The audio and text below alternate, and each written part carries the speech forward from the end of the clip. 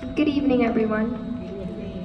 One of my first and only memories of third grade is doing a lockdown drill, which is something that most kids who are in school do almost, I think, 3 or 4 times a year.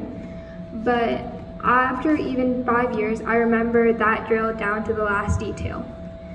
The biggest detail that I remember is my teacher telling us that if it was an actual shooter, an actual intruder that was coming into our classrooms, we would take our Chromebooks, books, scissors, or anything else that was laying around and throw it at the intruder, throw it at the shooter. He told us that if it was an actual intruder, we would take our desks, chairs, and filing cabinets and barricade the door. I remember us practicing how to barricade the doors because practice makes perfect. When it was time to actually do the drill, I remember thinking what would happen if an intruder did make his way or her way to our classroom. How would we escape? We couldn't jump out the window. We were 3 stories up. How would we survive? Like most teenagers and kids going to school in America, I have a mental escape plan for all my classes. I know the best places to hide if an intruder enters. This is an experience that's not isolated to me or my friends. It's the experience of a generation. We go to school ready to learn and ready to start change in this world, but at the back of our minds, we fear whether or not we will go home at all. In a country where it's currently easier to get a gun than it is to get baby formula, it's a very real fear.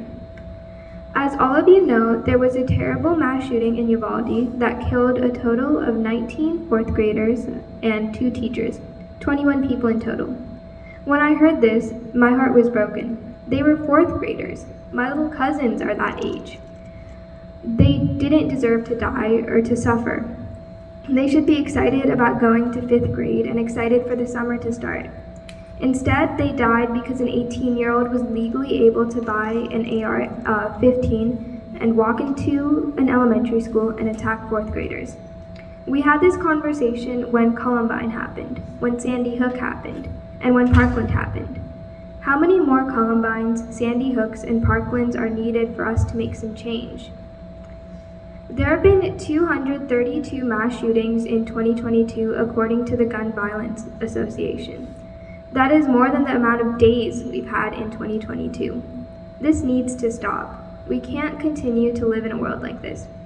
To cause an end, or more accurately, a decrease to gun violence, we need to force the people in Congress to listen to us and to initiate change for what that we need to help everyone.